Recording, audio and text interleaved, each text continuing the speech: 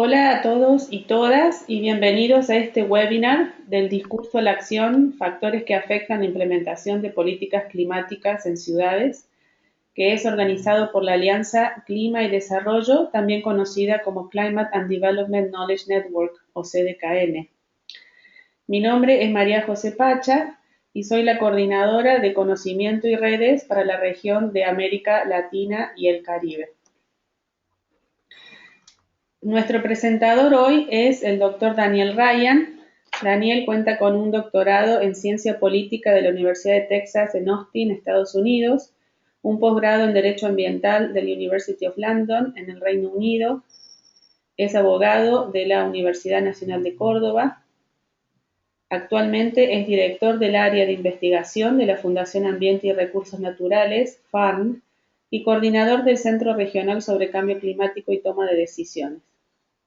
Asimismo, es profesor de política comparada sobre temas ambientales en la Universidad de Palermo y Flaxo, Argentina, y profesor visitante en Flaxo, Quito. Antes que comencemos, voy a mencionar unos temas de logística y preguntas frecuentes. La presentación de hoy será grabada y en unos días estará disponible en nuestro canal de YouTube CDKN Network. Simplemente visite la página y diríjase a la lista de reproducción en español. Cierra las ventanas extras en su computador, que muchas veces esto impide que se pueda disfrutar del webinar correctamente. Hay dos opciones para escuchar esta sesión, una es a través de su computadora y la otra es llamando al número telefónico que aparece en la confirmación de su registración. Si tiene alguna dificultad, por favor, escriba su consulta en la sección de chat que aparece en su panel de control. Y las preguntas son muy bienvenidas. Por favor, escríbalas en la sección de preguntas en su panel de control y las contestaremos al final de la presentación. Este webinar se basa en un informe que lo pueden encontrar en el Informe Ambiental Anual 2015 en la página de FARN para mayor información. Muy bien, ahora le cedo el espacio antes a Daniel. Queremos preguntarles a ustedes cuál es el tipo de sector que usted representa y le agradeceríamos que contesten este sondeo en este momento. Nos interesa saber si usted pertenece al sector público, privado, académico, organizaciones de la sociedad civil o medios de comunicación. En este webinar tenemos el placer de contar con gente de toda la región, desde México, Argentina, Ecuador y otros países también andinos. Estamos esperando que el total de los participantes voten. Les comento que los resultados indican que el 15% pertenece al sector privado, el 62% académico, el 15% organizaciones de la sociedad civil y el 8% de medios de comunicación. Bueno, muchísimas gracias. Sigue votando todavía, pero más o menos se respetan estas proporciones. Ahora tenemos también un porcentaje del 7% del sector público. Bueno, muchas gracias por su opinión y aquí le cedo el espacio a Daniel Ryan. Bueno, gracias María José y gracias a todas y todos los que están escuchando y participando de este webinar, que se hayan tomado un tiempo para asistir a esta presentación y poder conversar. María José, ¿vos empezás a pasarme la presentación? Sí, cuando quieras me dices próximo y la paso. Dale, ¿puede ser? ¿Sí? Primero. Esta es la primera que tengo.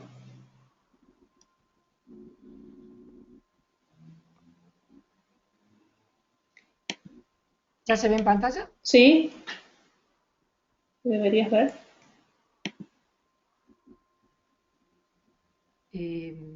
Es la primera, ciudades y cambio climático. Perfecto, a ver, ¿podés preguntar si los participantes lo están viendo? Ah, sí. ¿Todos están viendo la presentación? Agradecería que contesten en el chat, por favor.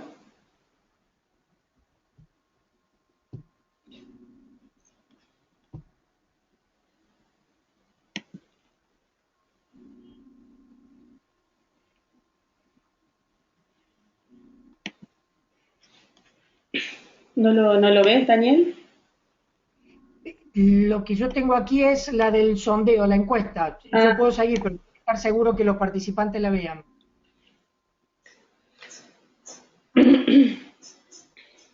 yo estoy en la slide número 6, la puedo pasar, y la 5 también. Bueno, empiezo entonces. Bueno, si ¿Sí? hay alguna dificultad y ustedes no la están viendo, por favor les agradecería que me indiquen en el chat. No tengo ninguna respuesta en este momento. Perfecto. Entonces empiezo con la Fly 5, Ciudades y Cambio Climático, Sí, ¿correcto? sí. Bien. Yo la estoy viendo en pantalla, o sea que lo estoy viendo la presentación mía. Bueno, buenos días nuevamente a todos. Les comento brevemente en qué consistía este trabajo de investigación que hicimos desde FAN con el financiamiento del CDKL. Eh, Básicamente observamos que las ciudades, Ah, tanto a nivel internacional como a nivel de la región, han avanzado adoptando programas y planes de acción, inclusive aprobando leyes específicas sobre temas de cambio climático. De hecho, las tres principales ciudades de la región en términos de cantidad de población, Sao Paulo, México, Distrito Federal y la Ciudad de Buenos Aires, cuentan los tres con sus propios planes, inclusive con leyes de cambio climático. Ahora, cuando uno entraba a ver los niveles de implementación efectiva de estos programas y estos planes de acción, eh, se veía que había variaciones interesantes, ¿no? En algunos casos se avanzaban, pero en otros casos había fuertes déficits, ¿no? Y esta era una pregunta fantástica de investigación, ¿no? ¿Qué explica estas variaciones? ¿Qué factores inciden en el desarrollo e implementación de políticas climáticas a nivel de las ciudades? Entonces, lo que hicimos fue básicamente, esto fue un proyecto muy simple, digamos, en cuanto a su diseño, fue hacer una revisión de la literatura especializada sobre ciudad y cambio climático y después un análisis más puntual con visitas de campo en estas tres ciudades que fueron Buenos Aires, el Distrito Federal y Sao Paulo, que fueron investigaciones que hicimos entre el 2013 y el 2014, ¿no?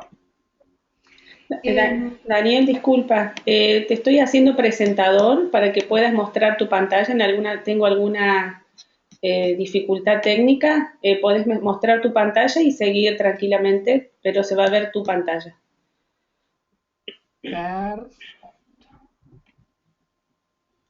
A ver. eh, ¿Están viendo mi pantalla ahora? ¿Sí? A ver, vamos a ver yo. Todavía no. Disculpen por esta.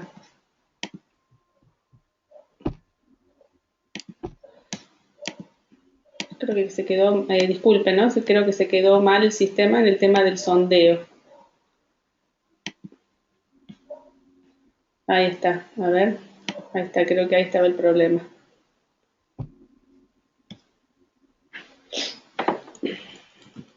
¿Sí? Eh, Perfecto. Un par de aclaraciones, digamos, metodológicas. Tendrías que ponerlo perdón, tendrías que ponerlo en versión de presentación. Se ve toda tu PowerPoint abierto.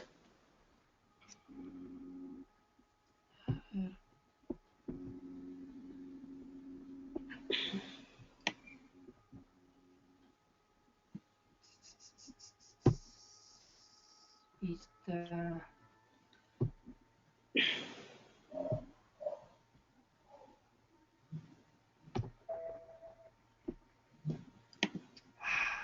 Y si pasa no, que, disculpe, y si no, pásame a mí de vuelta, disculpen, ¿no? En el panel de control de donde estás compartiendo la pantalla, cambiar de presentador. Voy a tratar de pasar de nuevo donde estoy yo. Disculpen. así se ve mejor. No, a ver. Ahí voy a mostrar mi pantalla, a ver si todos lo pueden ver. Ahí debería estar, todos deberían poder ver mi pantalla. Correcto. ¿Lo ven ahora? Yo estoy viendo. Bueno, Sí, perfecto. Disculpe, perfecto. sí, un problema técnico. Las cosas pasan, María José. No te hagas problema. Lo estás manejando vos ya la Sí, me presentación, ¿no? decís cuándo querés que pase la siguiente. Bueno. Em, un par de aclaraciones, digamos, más conceptuales, digamos. Lo que lo que estamos tratando de analizar son los factores que inciden no tanto en la adopción de estos programas o políticas, sino en su implementación, entendiendo que era allí donde se presentaban los ejes críticos, ¿correcto? Y el análisis se enfoca en políticas y programas y legislaciones que han sido adoptadas y tienen que ser implementadas por las ciudades. ¿Sí? ¿Podemos pasar a la próxima? ¿Sí?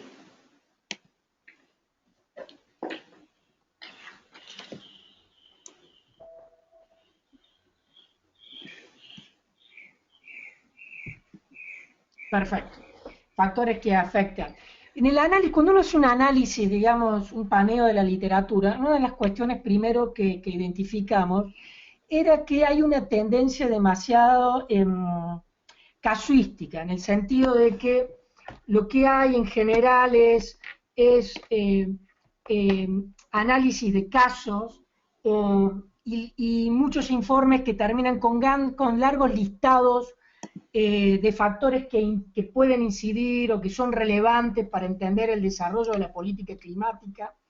Eh, por ejemplo, la encuesta global del MIT de Clay del 2014-2015 sobre gobernanza global ofrece un listado de 22 factores que inciden sobre la implementación de la política climática y que fueron identificados en base a opinión de expertos y estudio de casos. Entonces, lo que notamos es que si bien este tipo de abordaje tenía mucha riqueza descriptiva, no permitían ahondar en la importancia causal que tenían estos distintos factores, ni evaluar si una condición era necesaria o suficiente. Entonces, lo que nosotros intentamos hacer con este trabajo era contribuir a generar algún tipo de marco más sistemático de cómo funcionan y cuáles son los factores claves para entender el avance o no de ciertas políticas climáticas. Y en este sentido identificamos como tres conjuntos de factores claves, por supuesto se van a abrir. Uno que es la capacidad gubernamental, segundo que es la relación de la agenda climática con temas o problemas locales, y tercero, le pusimos el título de factores o actores políticos. El primero es la capacidad gubernamental. ¿Podemos cambiar transparencia? Gracias, María José. Cuando hablábamos de capacidad gubernamental, cuando hacíamos la revisión de literatura, en general encontramos dos grandes conjuntos de factores que aparecen analizados.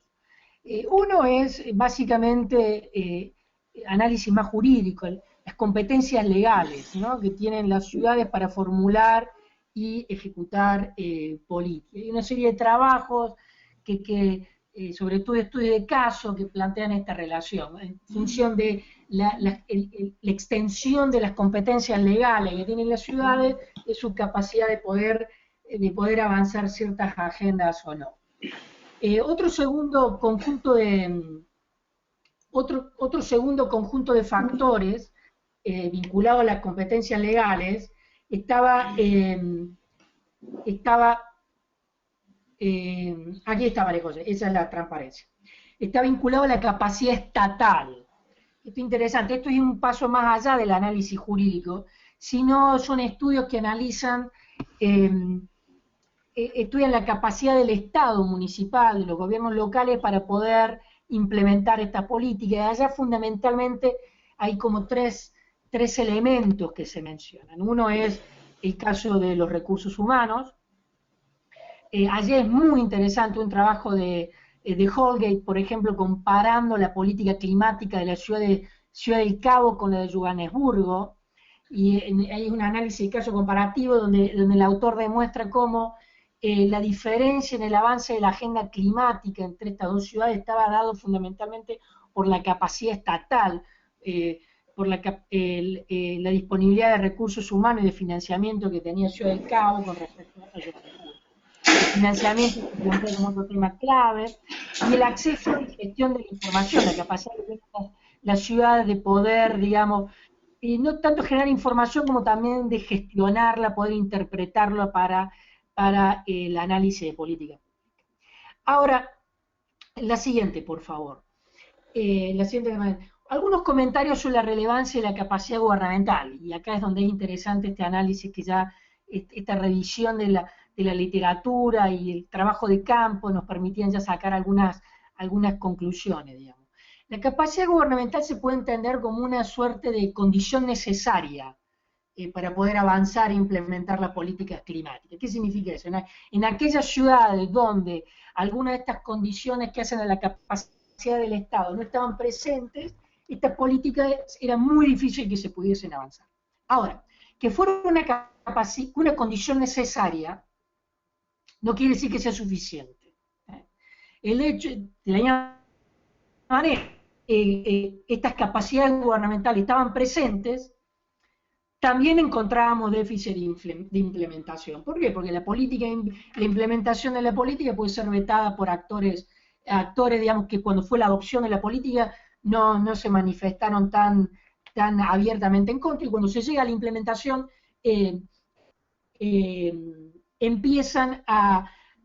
pueden presentar actores políticos y sociales que pueden jugar como actores de veto, indagar un poco más sobre los factores, más análisis sobre los actores, indagar sobre los factores y las motivaciones de los actores. Entonces, mientras este tema de la capacidad gubernamental funciona como una suerte de condición necesaria para que se pueda avanzar la política climática o la agenda climática a nivel local, de ninguna manera es un factor suficiente para que esto pudiera suceder. Y entonces nos hace necesario indagar más en los factores que inciden sobre los intereses y las motivaciones de los actores políticos a nivel local. Y las otras dos secciones de nuestro trabajo se focalizan en ello. ¿Podemos pasar a la siguiente? Gracias. Un tema clave que encontramos, que incide fuertemente, digamos, en el avance de la agenda climática a nivel de la vinculación de la agenda climática con problemas de relevancia local, ¿no? Este es básicamente el argumento de los co-beneficios, ¿no? Es más probable que las comunidades, que los actores sociales locales y los gobiernos locales desarrollen y avancen políticas relevantes desde el punto de vista climático, si estas políticas, además de generar beneficios en términos climáticos, generan otro tipo de beneficios a nivel local, ya sea sociales, económicos y ambientales, ¿sí? Hay mucha investigación empírica que apoya este argumento. En particular, si yo tuviera que subrayar una, me parece muy interesante el trabajo de Oliveira, que es un brasilero que trabaja en la Universidad de UNESCO en Tokio, que hizo un trabajo muy interesante de comparación de las políticas climáticas a nivel de ciudades en el sudeste asiático, y encuentra claramente esta relación, que las políticas que avanzan son aquellas políticas climáticas que están fuertemente justificadas o vinculadas a otros temas de preocupación local. Nuestra propia investigación en las 3 ciudades latinoamericanas confirman esto, digamos. Acá citamos el caso de Bandeirante y São João. Yo no sé si entre los que están escuchando este webinar hay gente de Sao Paulo, pero sería interesante saber su opinión. Pero lo que nosotros observamos en el caso de Bandeirante y São João Paulo son 2 rellenos sanitarios que al ser cerrados instalaron plantas de biogás para tomar las emisiones de dióxido de carbono. Después estos proyectos entraron dentro del mecanismo de desarrollo limpio, son supuestamente dos de los proyectos de mecanismo de desarrollo limpio más grandes del mundo en términos en el sector de rellenos sanitarios. Ahora, cuando uno analizaba el proceso de desarrollo de estos proyectos, las motivaciones de los actores claramente no estaban vinculadas a política climática, sino que iban por otros temas de carácter local, en el caso del gobierno y de las comunidades locales, tratar de solucionar el problema de contaminación que generaba el cierre de estos rellenos en las comunidades locales, y en el caso de del sector empresario, de poder generar un negocio de la venta de energía, digamos, ¿no? Ahora, la próxima, por favor. Algunas observaciones sobre lo que vimos en la literatura y en nuestro trabajo de campo sobre el tema de esta vinculación con de la agenda climática con los problemas locales, digamos, ¿no? Este argumento tiene mucha relevancia para explicar el desarrollo y el avance de políticas de mitigación de desarrollo a nivel local. Casi toda la literatura se focaliza en estudios de caso a nivel de investigación. Ahora, no es tan clara su importancia o su relevancia en relación a la política de adaptación. Ahí es llamativa la falta de investigación. Y esto es una paradoja interesante, porque la política de adaptación, a diferencia de la política de mitigación, son políticas que tienen por objetivo abordar problemáticas locales y generar beneficios locales muy concretos, digamos. Hipotéticamente debería ser más fácil generar apoyo social y político para avanzar políticas de adaptación en relación a las políticas de mitigación que tienden a generar beneficios globales, reducción de emisiones. Pero la verdad, esto no es lo que vemos que ha sucedido, por lo menos a nivel de lo que está documentado en la literatura, ¿no? Y esta es los casos que avanzan en esta dirección, en tratar de vincular el tema de cómo es el framing, cómo es el encuadre de la política de adaptación en vinculación a los temas locales, son pocos. Hay un trabajo allí muy interesante que me gustaría mencionar, y es una lástima que no cité acá en la transparencia, pero un trabajo comparativo de Dupuy y Neufeld, que comparan políticas de implementación, la implementación de programas de adaptación en dos contextos muy diferentes, en la India y en Suiza, si mal no recuerdo. Sí. Y comparan política de adaptación sobre el eje, digamos, de presentación de la política ha sido más bien en la variabilidad climática, y otra política de adaptación que se han encuadrado y presentado a la comunidad siendo eje y foco en los condicionantes sociales que limitan la capacidad local de adaptación. Este segundo tipo de políticas, lo que estos investigadores encuentran, que han generado mayor soporte social y político y que han permitido el avance de estas políticas, con respecto a otras políticas de adaptación que han hecho eje y han enfatizado más la variabilidad climática y que han tendido a percibirse como menos urgentes.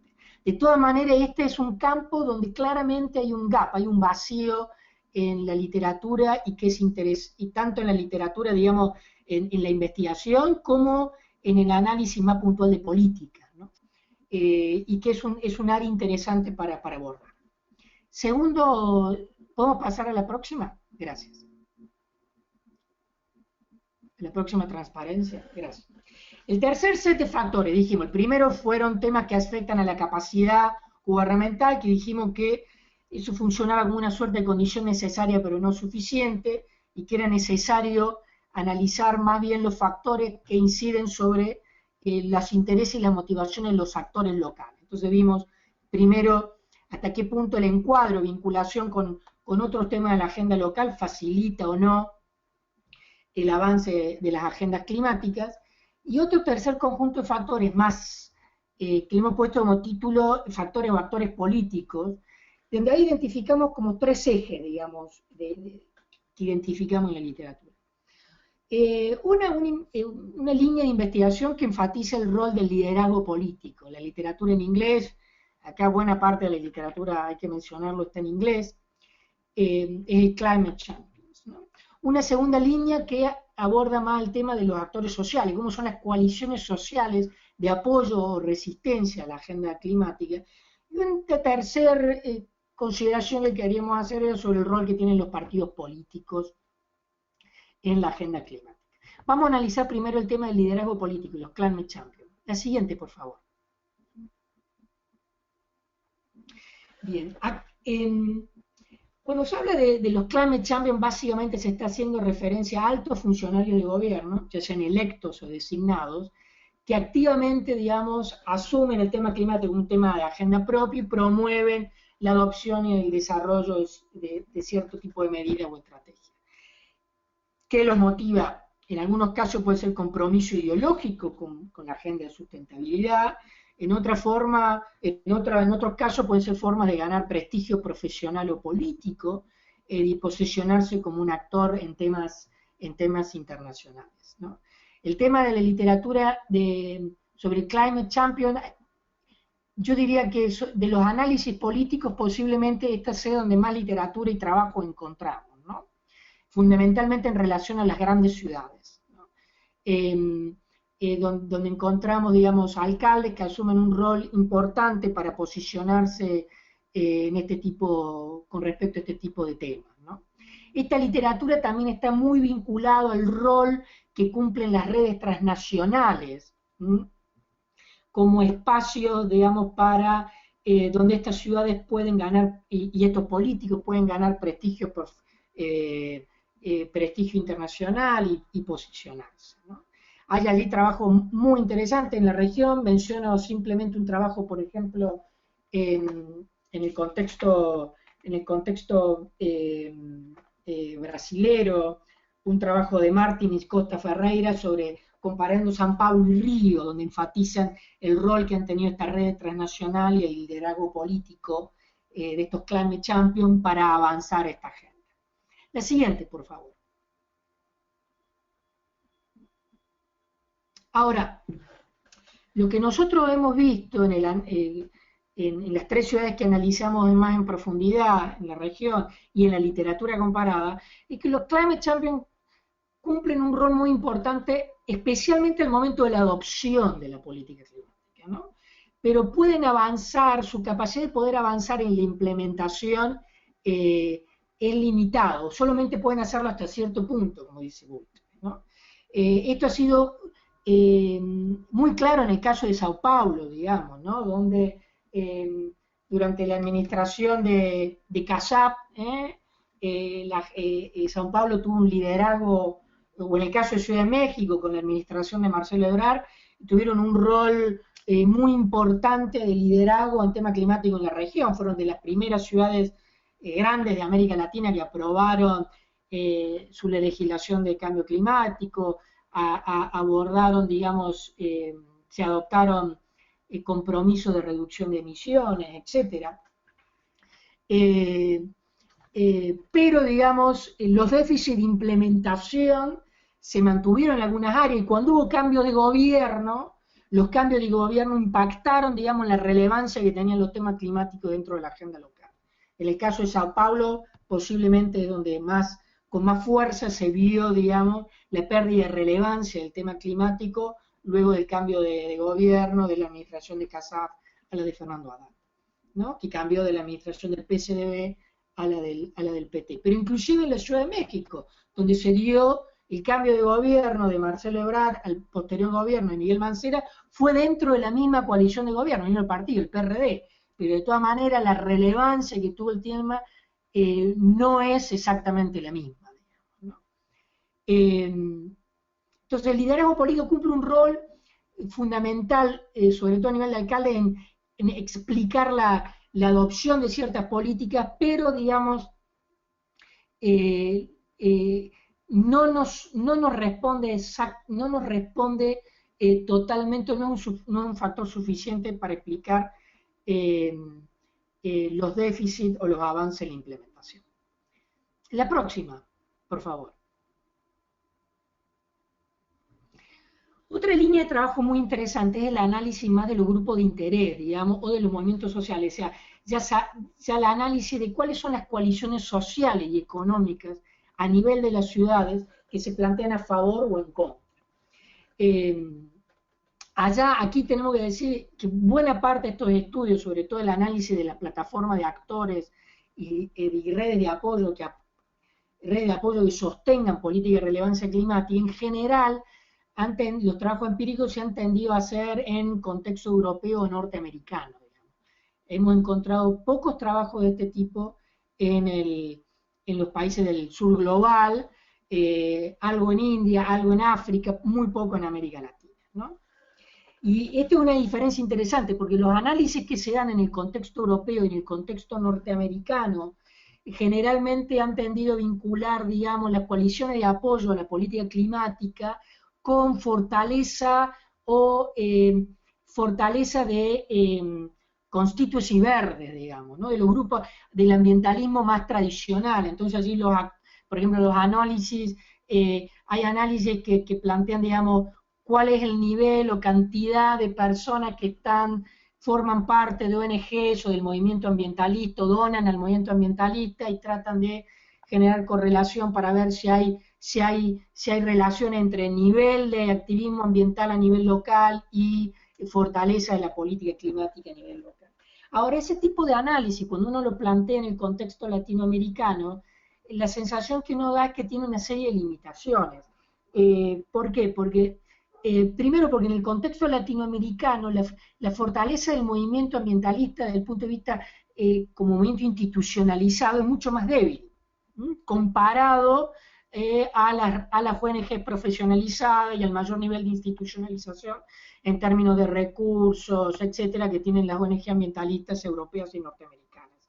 Y segundo, el voto verde, por así decirlo, a nivel local en nuestras ciudades, es mucho más limitado, digamos, es mucho más muy limitado. Y esto además, está vinculado que los impactos de las políticas, de los impactos de la variabilidad climática en las zonas urbanas de América Latina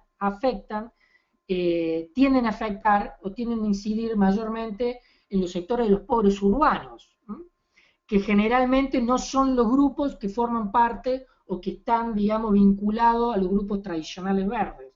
Esto, digamos, genera una serie de preguntas interesantes, tanto a nivel de los activistas como de los investigadores, de cómo formar coaliciones de apoyo en temas climáticos que vayan más allá de las redes o grupos tradicionales verdes, y lleguen a otros grupos y sectores sociales que tradicionalmente no están identificados o vinculados a la agenda verde tradicional, fundamentalmente lo que son los sectores pobres urbanos.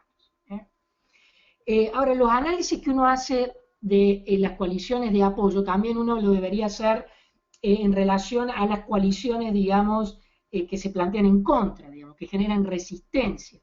Y allí ahí tenemos experiencias muy interesantes, digamos, porque generalmente uno tiende a vincular, digamos, la resistencia a los sectores, digamos, productivos, tradicionales, vinculados a actividades productivas con altas emisiones de dióxido de carbono, ¿no? Pero cuando uno lleva, cuando uno analiza la política local y cuando analiza, digamos, las coaliciones sociales a nivel local, nos encontramos, por ejemplo, que hay actores que posiblemente no se nos hubieran ocurrido en primera instancia como que fueran actores de veto a políticas climáticas, pero que sí cumplen ese rol. Por ejemplo, en el caso de la Ciudad de Buenos Aires fue muy interesante cuando analizamos, por ejemplo, la política de movilidad sustentable en la ciudad, analizamos específicamente la política de promoción del uso de la bicicleta, que uno de los actores a favor fuerte fue el sector empresario, por supuesto, que está vinculado a la venta de bicicletas y repuesto de bicicletas, poniendo financiamiento para eventos a favor de la bicicleta, etc. Y paralelamente, un actor social que nos sorprendió, pero es lógico, digamos, hasta cierto punto, que haya jugado un actor de veto, fue las corporaciones de taxistas, tanto de los propietarios de taxis como de peones de taxis, ¿no? Que es un actor político a nivel local muy importante, por su capacidad de movilización y por capacidad que puede, digamos, detener o afectar fuertemente el tránsito en la ciudad cuando hacen huelgas o movilización en contra de una política. Bueno, la corporación de taxistas en la Ciudad de Buenos Aires fue un actor que jugó fuertemente en contra de las políticas de promoción de bicicletas. Digamos, este ejemplo casi anecdótico que le estoy mencionando, de alguna manera nos llama y nos convoca que cuando uno analiza las coaliciones a favor o en contra de la política climática a nivel local, tiene necesariamente que salir de ciertas preconcepciones y entrar a buscar actores aliados o posibles actores de veto que salgan más allá de los actores tradicionales con los que uno trabaja o a los que uno investiga. La última, la siguiente transparencia, por favor. Partido político, y esto ya para ir concluyendo. Una cosa que nos llamó poderosamente la atención, tanto de la revisión de la literatura como nuestro trabajo de campo, es la falta de estudio y análisis sobre el rol de los partidos políticos y la política electoral, ¿no?, en relación a los temas climáticos, ¿no? Esto uno podría suponer que es un indicador de la falta de politización, digamos, ¿no? Entendiendo la problemática de cambio climático, entendiendo politización, hasta qué punto un tema de relevancia electoral, tanto para los partidos políticos como para los votantes, y hasta qué punto los partidos políticos se posicionan con respecto a este tema con distintas ofertas electorales, ¿no? Este no es un tema menor, el hecho de la baja politización, porque de alguna manera la politización es un indicador de la relevancia que la sociedad, ya sea votantes o partidos políticos, le atribuyen un tema, ¿no? La siguiente, por favor. Ahora, lo paradójico y interesante de esto, en la siguiente, gracias, lo paradójico es que cuando uno analiza, por ejemplo, en el caso de las tres ciudades que vimos en la América Latina con un poco más de detalle, Sao Paulo, Ciudad de México y Buenos Aires, vemos que las leyes climáticas que se aprobaron en esas tres ciudades fueron aprobadas con grandes mayorías, con apoyo tanto de las coaliciones gobernantes, de los partidos de gobierno y con los principales partidos de oposición. Ahora, paralelamente, las cuestiones climáticas no ocupan un lugar importante en el debate político local, digamos. Uno podría, esto se podría interpretar de diversas maneras, uno podría decir, bueno, ¿hasta qué punto? Pero la pregunta que esto plantea o que esto despierta, ¿hasta qué punto, digamos, esta aprobación, este gran consenso legislativo que han generado las leyes climáticas en las tres ciudades, son producto de una actitud nada más que de corrección política, o hasta qué punto son expresión de que efectivamente las élites políticas de nuestras ciudades tienen un consenso sobre la relevancia que tiene este tema, ¿no? En fin, claramente esto es un tema que requiere mayor análisis, no era el objetivo de nuestro trabajo, pero esto fue algo que descubrimos a medida que fuimos avanzando, ¿no? Un mayor análisis sobre el rol de los partidos políticos. Precisamente por esto, ¿qué impacto tiene la baja politización en la problemática climática? Porque cuando analizamos si hay baja politización y hay baja implementación, una de las conclusiones claves en ese análisis político es que nadie paga costos electorales por la baja implementación de las políticas climáticas a las cuales los gobiernos se han comprometido. Y este es un tema crucial para analizar, digamos, cómo se puede fortalecer la implementación. Para ir concluyendo, ya a nivel de podemos pasar a la siguiente, comentarios finales. Capacidad de gobierno puede ser considerada como una condición necesaria para avanzar la implementación, pero no suficiente, como mencionamos. El encuadre local y la vinculación con temas de relevancia local es clave para avanzar la agenda climática. La agenda climática a nivel local tiende a avanzar cuando está fuertemente justificada y planteada en otros temas que generan beneficios económicos, sociales o ambientales a nivel local, más allá de los beneficios climáticos. Y una necesidad de un mayor análisis sobre el rol de los partidos políticos y de la relación entre la dinámica de la democracia local y la agenda climática. La última, por favor.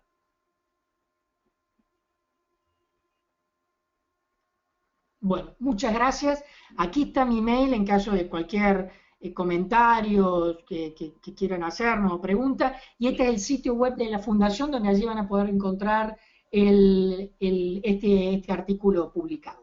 Muchas gracias por su tiempo y ahora estamos abiertos para preguntas y comentarios de los participantes. María José, ¿correcto? Sí, muchas gracias. Aquí también tienen en esta próxima diapositiva, se pueden ver los recursos adicionales que tienen para seguir en contacto a través de los distintos elementos que nosotros presentamos. Esta es una sección de preguntas que están abiertas. Si ustedes tienen alguna pregunta, por favor escríbanla en el panel de control en la sección correspondiente. Acá tenemos algunas ya. Daniel, ¿por qué pensás que los temas climáticos no ingresan a la agenda de los partidos políticos? Wow, qué pregunta. Cuando tratamos, hacemos esta presentación, esta es una pregunta que sale una y otra vez. A ver, eh, la, eh, los partidos políticos, un político básicamente se maneja de la ciencia política, cualquier analista político te va a decir, los partidos políticos básicamente se manejan a partir de incentivos electorales, ¿correcto? Y si, eh, eh, si estos temas, digamos, no hay una demanda social muy fuerte sobre estos temas, es lógico de que los partidos políticos no lo asumen como un tema para el cual, para lo cual, un tema para el cual se puedan asumir expresamente, tenerlo parte de su estrategia de comunicación y que les permita diferenciarse de otros partidos políticos, ¿correcto? Ahora, esta es una explicación y creo que tiene mucha fuerza, ¿no? La otra posible explicación es que es, es que y digamos, la falta de incentivos claros desde el punto de vista del electorado hace que hoy los partidos políticos no sientan la necesidad de esto presentarse como de incorporarlo fuertemente en sus agendas de gobierno y plantearse como una estrategia diferenciada. Ahora, los temas pueden ingresar a la agenda electoral, a la agenda política de los partidos de otra forma, no solamente no solamente a partir de la demanda, ¿no? Social. Puede haber hechos, digamos, que motiven de que estos temas ingresen, como pueden ser contexto internacional, que haya, digamos, que haya un contexto internacional favorable que genere incentivos a estos políticos para asumirlo. Que si uno analiza, digamos, el caso de Ciudad de México, en qué momento Ciudad de México empezó esto a darle la administración de Marcelo Ebrard empezó a darle fuerte énfasis a este tema, está vinculado al momento en que se hizo en el contexto en que Cancún sucedía en México, que la temática climática le posibilitó al alcalde de México y otros alcaldes de ciudades grandes de tener una proyección internacional. Entonces puede haber factores externos que generen esos incentivos, digamos, ¿no? Y tercero, digamos, y es un tema lamentable, pero es así, la ocurrencia de catástrofes o eventos climáticos extremos impacta fuertemente en la agenda climática nacional y local y genera a veces las oportunidades para que tanto desde el punto de vista de la demanda social, los actores sociales lo incorporen en su demanda social, en su agenda de demandas, como para que los partidos políticos lo incorporen en su agenda política.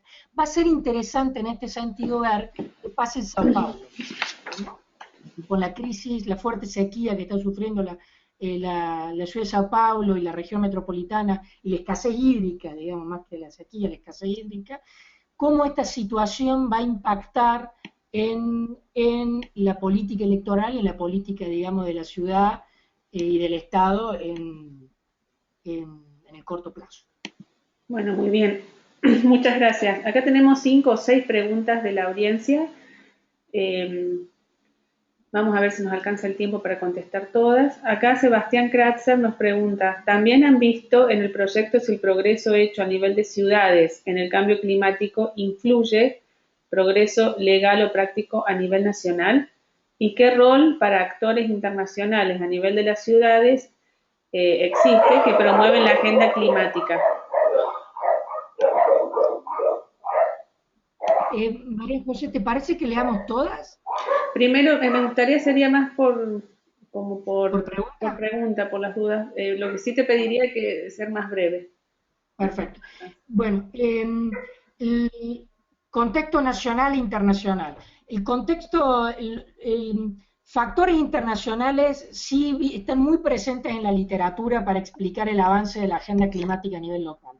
Hay toda una literatura muy fuerte, y diría que en la literatura más de análisis político, sociológico, o sociología política y de la ciencia política, la línea que le he prestado más atención o la agenda de investigación más rica es sobre cómo las redes internacionales han influido en la agenda climática de las ciudades, ¿no? Y qué rol, por ejemplo, ocupan estas redes como ICLEI, C40, etcétera, generando incentivos y escenarios para que los actores políticos locales asuman un rol más fuerte y compromisos climáticos más fuertes. Con respecto a la relación entre la relación contexto nacional, política nacional y agenda y política climática local, nosotros en este proyecto nos focalizamos más bien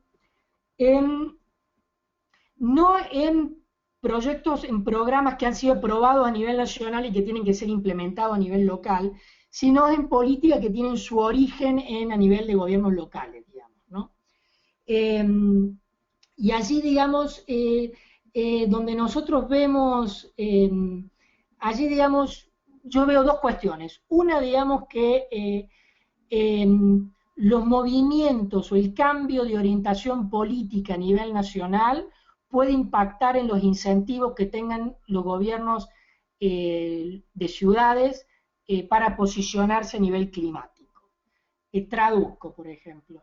En el caso de Sao Paulo fue muy interesante, digamos, hay analistas brasileños que dicen que el fuerte rol que tuvo el Estado de Sao Paulo y la ciudad de Sao Paulo en la década del 2000, entre 2007, 2008, 2009, 2010, en el tema climático, fue una forma que en ese momento era bajo el gobierno del PSDB, que era un partido de oposición al PT, fue una forma de posicionarse contra el gobierno de Lula, que tenía una posición un poco más conservadora en este tema, hasta que finalmente el PT y el gobierno de Lula aprobaron la Ley Climática Nacional y asumieron compromiso en ese sentido, digamos, ¿no? Entonces, hay quienes dicen que eso era una forma de diferenciarse, digamos, y de posicionarse mejor el PSDB a nivel de la ciudad de Sao Paulo y del estado de Sao Paulo, ¿no?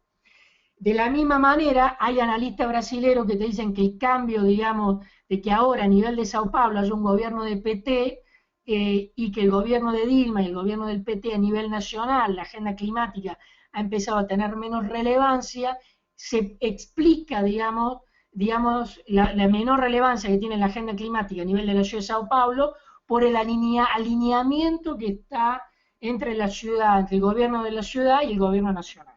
Ahora, yo estoy repitiendo análisis que hemos visto en la literatura, y en este caso la literatura brasilera. Nosotros allí no podemos, digamos, no llegamos a sacar ninguna conclusión. Si tuviera que formalizarlo, diría que los movimientos en el contexto político nacional sí generan incentivos, ya sea a favor o en contra, que inciden fuertemente a nivel local. Bien, gracias. Acá tenemos también Priscila, que hace una reflexión interesante. Quizás el cambio climático no está en las agendas locales de países sudamericanos, ya que hay otras cuestiones sociales más apremiantes como la desnutrición infantil, el desempleo, seguridad ciudadana, etcétera, que en países desarrollados tienen solucionados. ¿Cuál es su visión respecto de esto?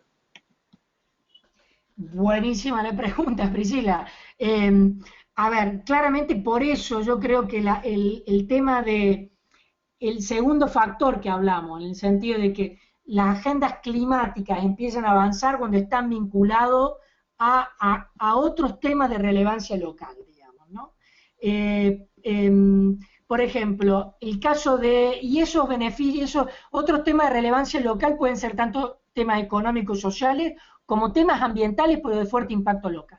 ¿Qué sé yo? Por ejemplo, hay trabajos muy interesantes que plantean que como en la Ciudad de México, digamos, el tema de la disminución de las emisiones de gas de efecto invernadero que genera un beneficio local, se encuadraban en mejora de la calidad del aire de la población de México, de la Ciudad de México. digamos, ¿no? Entonces, el tema no se planteaba como un beneficio, un esfuerzo que hacían los actores locales para un beneficio global, reducir emisiones que generan el cambio climático, sino en un beneficio concreto muy local que era mejorar la calidad del aire que respiraba cada poblador de la Ciudad de México, ¿no?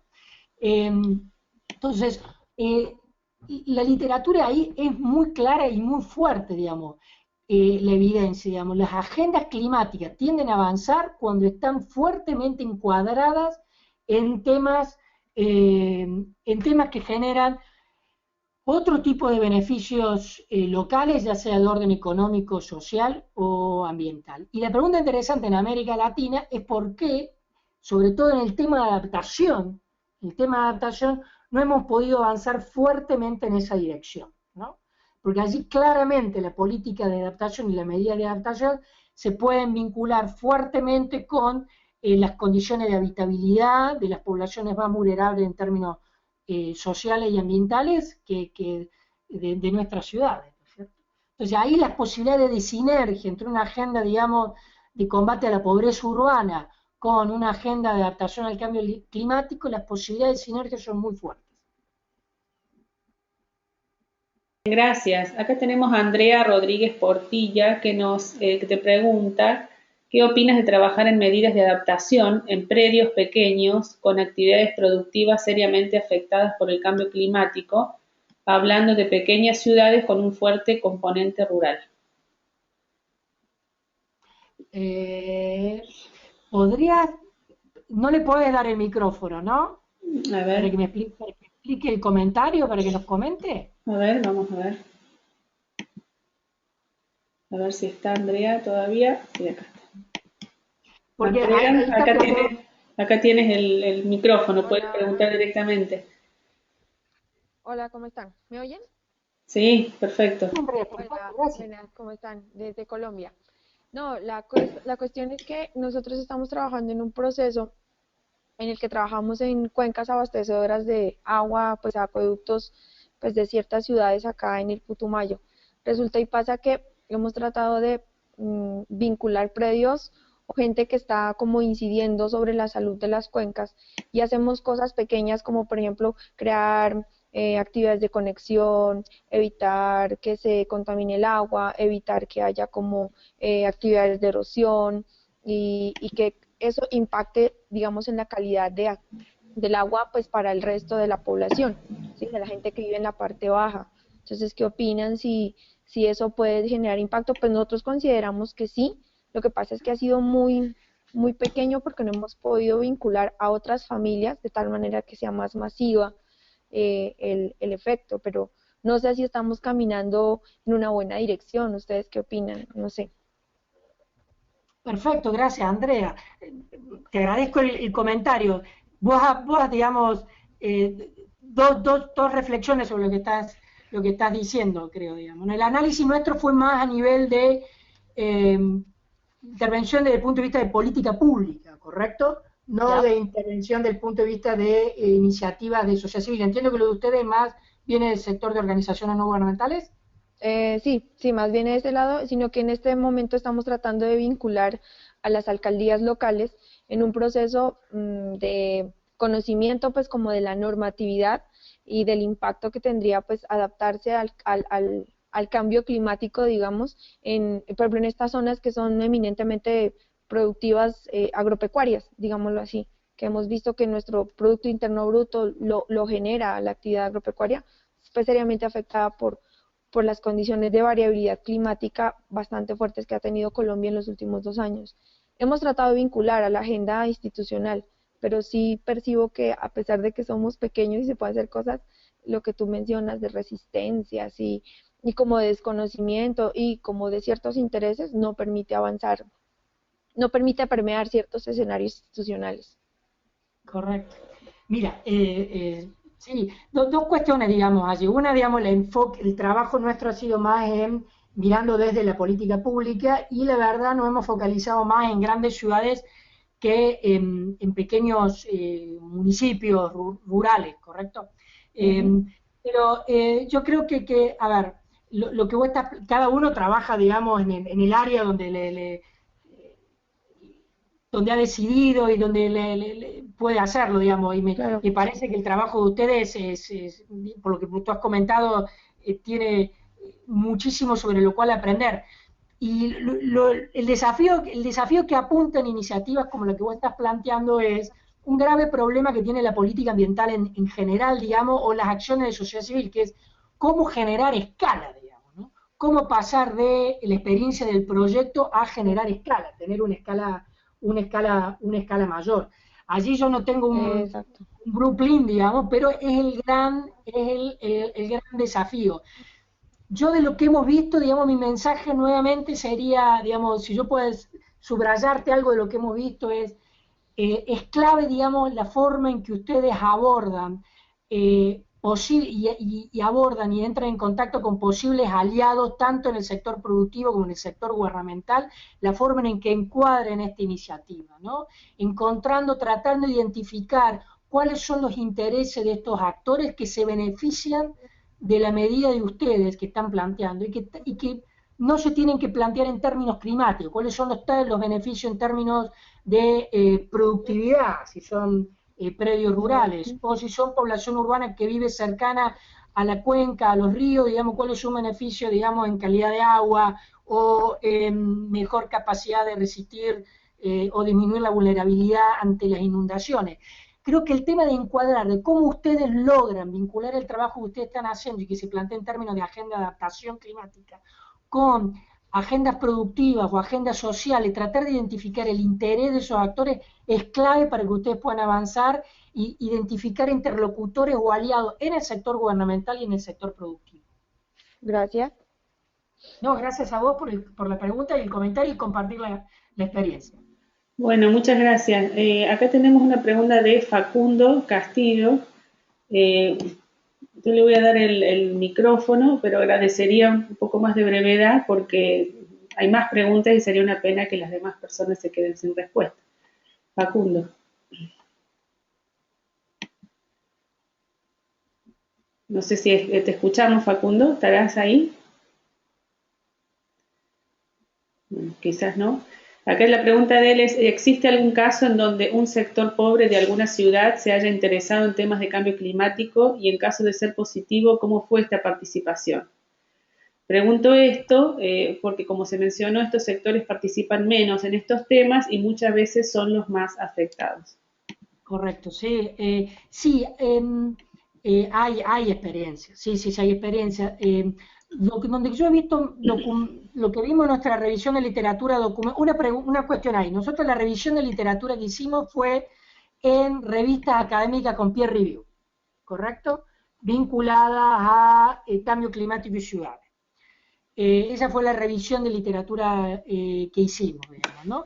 Y de los trabajos que encontramos interesantes, fundamentalmente encontramos trabajos muy interesantes en el subcontinente indio, casos documentados de experiencias, digamos, de comunidades, digamos, sectores, lo que llaman los pobres urbanos, eh, apoyando, formando parte de coaliciones que apoyaban agendas de adaptación.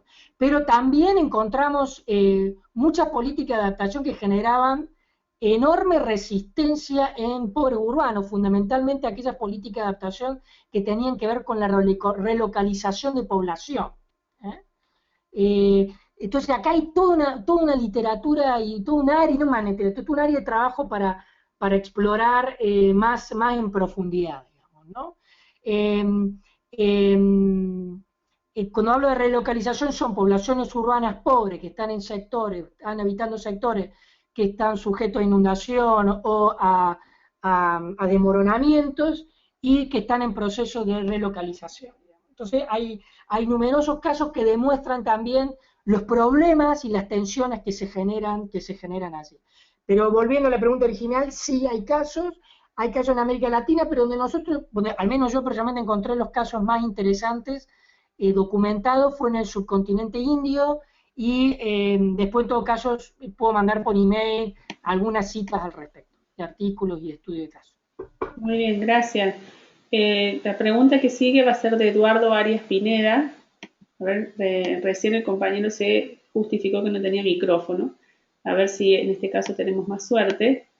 Eh, Eduardo, ¿quisieras hacer las preguntas que escribiste?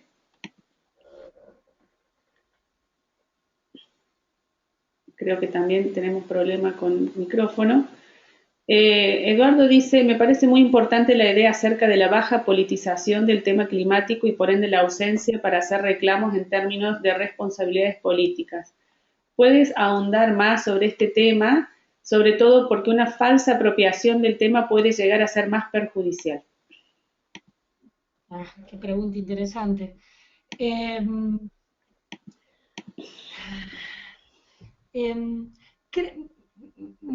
Mira, en nuestro trabajo no, digamos, hacemos referencia, digamos, a esto que vemos, digamos, ¿no? Pero no ahondamos más. Para mí, no ahondamos mucho más. Para mí hay dos preguntas interesantes que plantea la baja politización.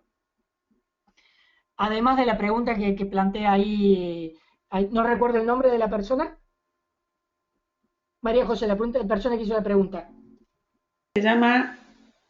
espera, justo lo borré, perdón. Bueno, no importa. A mí me parece que hay dos preguntas interesantes. Una es, ¿por qué hay baja politización? Y dos, ¿qué impacto tiene la baja politización en la agenda climática? Digamos, ¿no? Me parece que esas son dos preguntas claves para entrarle al tema. ¿Por qué hay baja politización y cuáles son los impactos?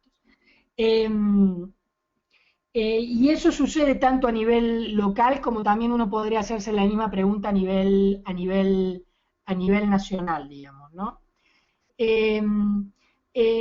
A nivel de por qué eso, bueno, yo planteo una cuestión, una posibilidad es la baja demanda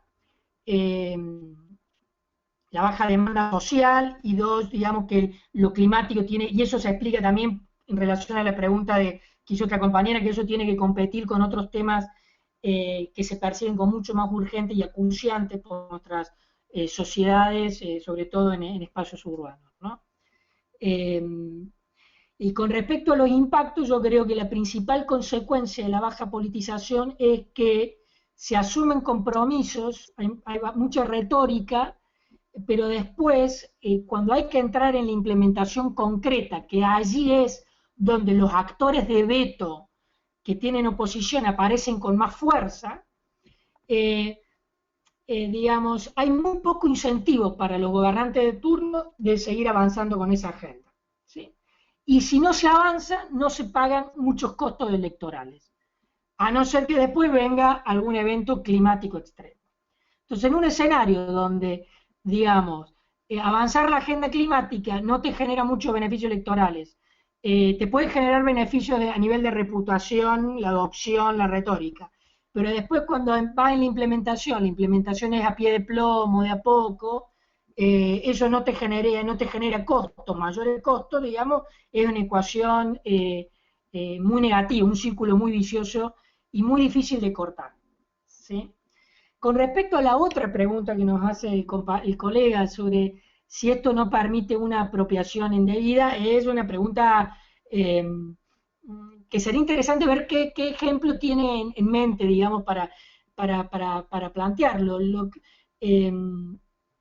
Digamos, lo que puede pasar es que la agenda climática termine transformada en una agenda de modas, digamos, ¿no? De moda, de mucha, que sea objeto que se la saque de sustento, se la minimice, digamos, en términos políticos.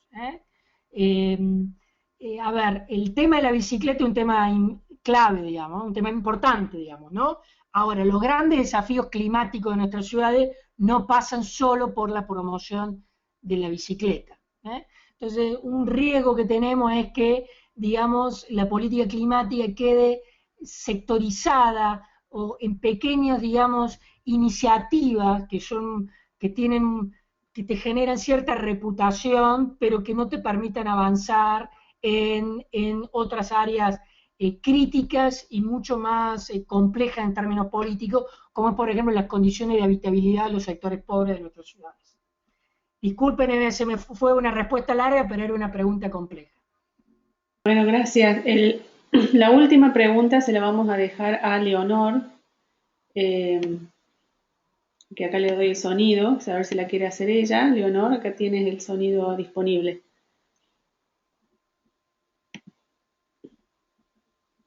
Bueno, no sé si está.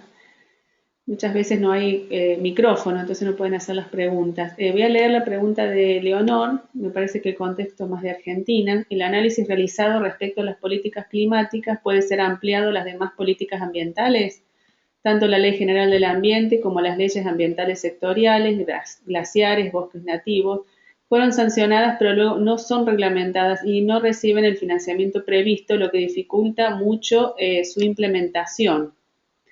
También otro ejemplo es el ordenamiento ambiental del territorio, tampoco se implementa desde hace varios años. Sí, linda pregunta. Mira, las políticas ambientales, al igual que las políticas climáticas, tienen como una característica, pero creo que en el caso de las políticas de mitigación de cambio climático, esta característica que voy a explicar es la máxima expresión. Las políticas ambientales en general se caracterizan por ser políticas que generan beneficios colectivos, o sea, que beneficien a grandes sectores de la sociedad, que tienden a ser, digamos, beneficios, digamos, de largo plazo, o sea, que generan beneficios a las generaciones presentes, pero futuras, digamos, ¿no? O sea, beneficios colectivos, difusos, de largo plazo. Y tienen costos, o sea, los costos de implementar la implementación de políticas genera costos y restricciones muy concretas hoy a ciertos actores productivos muy específicos, ¿sí? Entonces, ese contexto hace que, por un lado, formar coaliciones que apoyen esta política climática sea complejo, porque hay un enorme problema de acción colectiva cuando vos tenés políticas que generan beneficios difusos de largo plazo. Y por el otro lado, los actores que son objeto de regulación y que no pueden seguir haciendo lo mismo que venían haciendo antes, tienen todos los incentivos hoy y ahora para oponerse a esas políticas, ¿sí? Entonces, los ejemplos que nos plantea Leonora de la ley de protección de bosque nativo en Argentina, sucede lo mismo en el Amazonas brasilero, o con la ley de bosques en Bolivia, o la ley de bosques en Perú, digamos, ¿no? Tienen este problema muy, muy concreto. Y en el caso de la política de cambio climático, esa característica, digamos, adquiere una expresión fenomenal con el caso de las políticas de mitigación, porque son políticas que generan beneficios globales y generan costos muy concretos a sectores productivos que están aquí y ahora, y que por ende tienen todos los objetivos, todos los incentivos para transformar actores de veto. Esto implica que la política ambiental, y la política climática en particular, tenga obstáculos muy importantes que vencer para poder avanzar. Entonces, es un escenario difícil, digamos, en el que se desarrolla la política ambiental y la política climática en particular. Por eso es esto no quiere decir que sean políticas condenadas al fracaso, porque hay políticas ambientales que sí avanzan y hay políticas climáticas que sí avanzan, qué sé yo, a nivel nacional. Por ejemplo, Uruguay ha logrado avanzar fuertemente, modificar su matriz energética y avanzar hacia energía limpia. Ahora no recuerdo ahora las proporciones, pero Uruguay está planteando en acá 15 o 20 años que un cuarto de su matriz energética básicamente va a ser energía limpia, digamos, ¿no? Entonces, hay experiencias que te demuestran que es posible avanzar. Lo interesante es analizar esa experiencia. Y, por ejemplo, en el caso uruguayo, digamos, la motivación central no fue ambiental. Fue básicamente que Uruguay enfrentaba una fuerte crisis energética. Uruguay no produce petróleo, le es muy caro importar petróleo, entonces tiene un gran potencial en energía eólica. Entonces apostó fuertemente en esa dirección. Entonces, encontrar esa ventana de oportunidad donde vos podés avanzar políticas ambientales o climáticas y que además generan otro tipo de beneficios económicos y sociales, me parece que es la forma de poder vencer esta fuerte, digamos, condición estructural que tiene la política ambiental y la climática en particular que hace tan difícil que pueda avanzar. Disculpen la respuesta larga. No, muchas gracias. Lamentablemente no tenemos más tiempo para seguir con las preguntas. Les pediría a las personas que todavía, a Cristian, Tatiana y Leonor, que directamente le escriban a Daniel. Acá voy a poner en pantalla su correo electrónico. También le voy a acercar las preguntas por las dudas. Y les quiero agradecer a los 30 participantes que todavía están con nosotros de toda la región. Y esperamos que haya sido interesante este webinar. Yo aprendí mucho, muchísimas gracias Daniel, y esperamos tenerte en otros webinars más adelante. Bueno, muchas gracias María José por la invitación y muchas gracias a todos los que han participado y los que hicieron las preguntas, interesantísimas, muchísimas gracias.